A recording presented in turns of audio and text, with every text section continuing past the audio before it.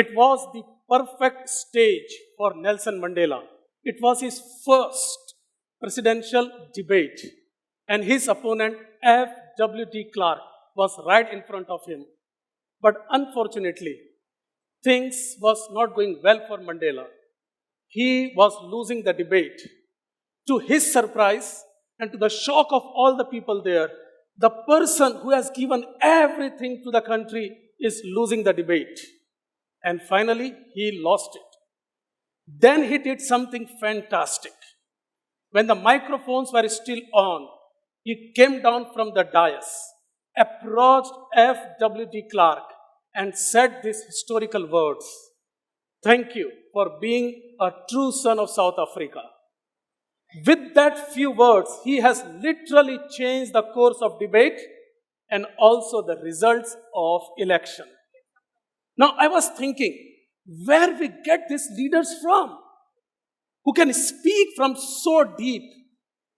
If you have to create the curriculum for the upcoming young generation in MBA, and what skills we will focus to create leaders like this.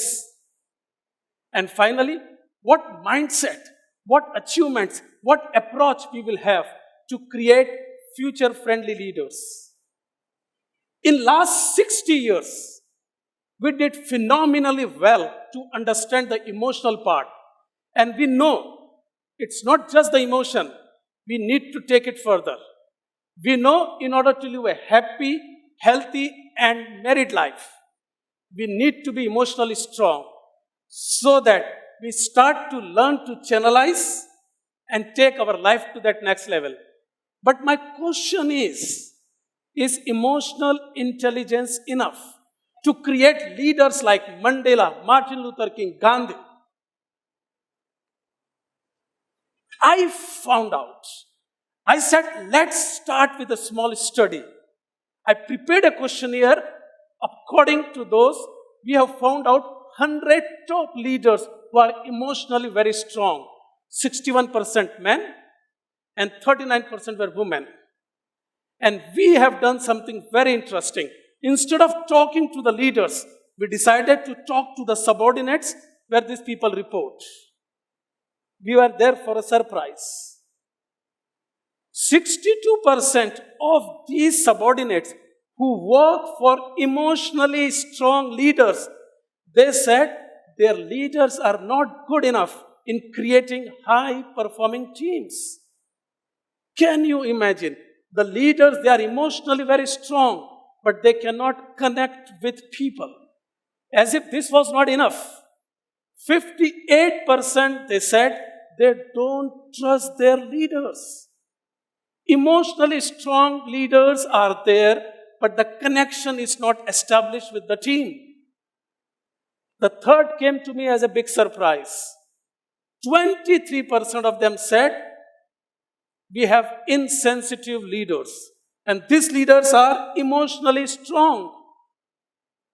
What we can do with this? Now, a small brighter side for this. Out of that, 18% said, we have fantastic leaders. The leader who can influence us, the leader who are with us, the leader that can help us to create high-performing teams, the leader who can work with us and win the trust, and more importantly, the leaders, they can create a conducive atmosphere where I can work collaboratively. I wanted to find out, what are those skills? What are the key differentiators? And the answer was right here. Social intelligence. It was not emotional intelligence, it was social intelligence. Your ability to get along with people. Your ability to act in the social context. Your ability to find out the social connect that you have got. And there are 4 ways you can identify this. What we found out, these people, they are good with these 4 things. Knowing. They know themselves well, but they also know people around them. Not on internet, not on books, not somewhere else. They deal with these people in bricks and mortars. They know these people what they are, what they can do. The second thing is about experience. Again, they are dealing in a social environment. They are not working in isolation. They are working as a one team. Third, this will come to you as a surprise, learning. So they learn their failures, their success, their ambition, their plan in social circuit. And finally, if you really want to find out whether these leaders are emotionally strong and socially strong, they are good with managing themselves and also navigating others. But I wanted to do something else. If you have to spot a leader, how can you find out that this person is having high degree of social intelligence? How can we do this? So, here is the thing. Number one, and the most important thing to find out if you are dealing with a person who is social intelligence, they deal with people. They deal with people. They are not into technology to deal with people. They work with people. They work for people. We have to see how nicely you can connect. And what I call as connection, correction, direction. If you can connect, you will get that direction. That is number one that we can think of. Number two, this is my favorite. These people, they are smart in dealing with people with different temperaments. The people who have their own agenda, but the people who are emotionally strong and socially intelligent, these people, they know what to talk, whom to talk, have much to talk to. And this is where maximum leaders could not connect. This is where people lose the trust. You being a leader, it is your prime responsibility to make sure something is happening like this. Third one, yes. These intelligent leaders in social arena, they don't shy away from asking help. They look for cooperation. They are never running away saying that I am not good at this, but if you are good at this, please come and help. So they come with a positive intent to involve others. They are not Mr. Fix-It or Mrs. Fix-It. They look for the opportunity to invite people in their life.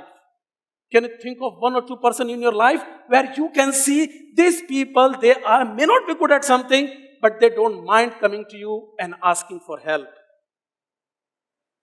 The fourth one, they are street smart. They know how to negotiate. They understand what their leadership is. They understand the relationship equations. They also understand the complexity of dealing with the relationships. Now the biggest moment is coming.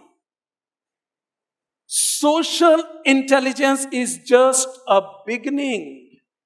If you want to lead people to reach the top of their success, think about Gandhi, Mandela, Abraham Lincoln. They have this thing in common. And this is what my finding is. We have to think about the enablers. It is not just your emotional intelligence, it is not your IQ, it is not your financial independence, it is not your technical knowledge.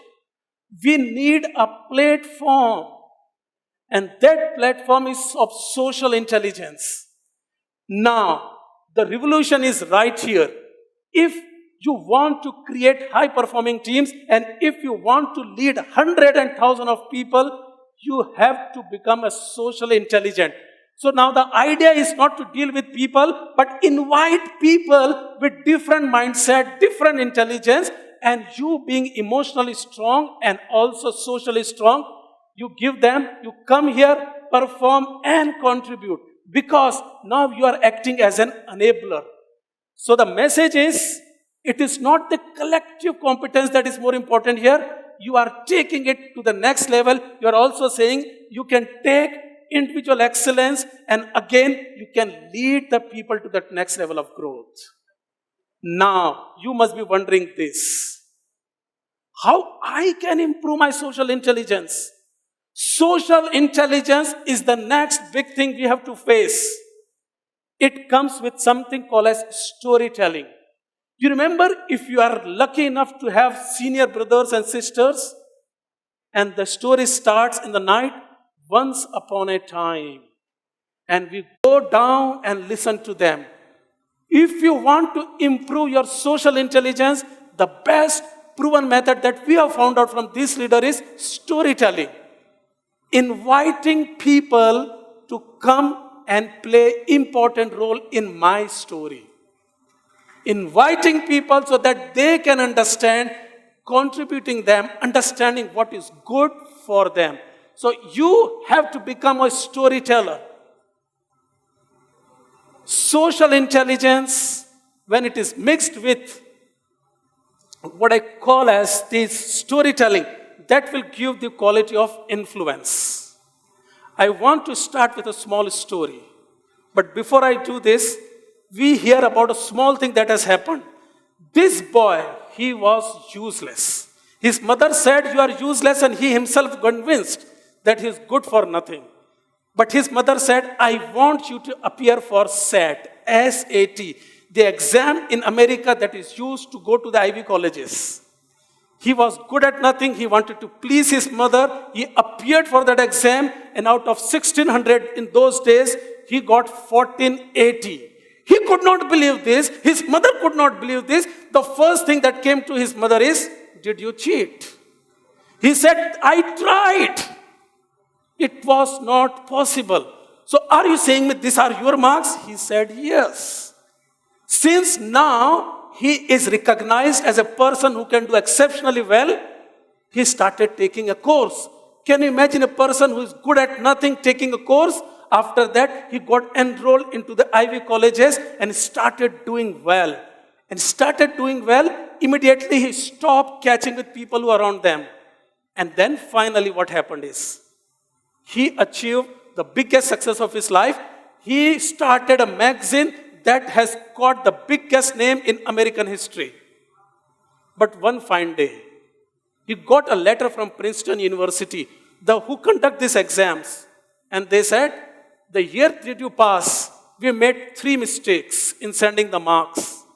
Your actual marks were not 1480, your actual marks was 740. He said, "It's irrelevant. That number has already done it for me. Now I am the person that I really wanted to be." That option was already closed. Now he's talking like a winner. The story that has unfolded right in front of him is right here. We talk about invention. It is only possible once you learn to invite people to become part of their journey. We talk about the leadership, where we invite people.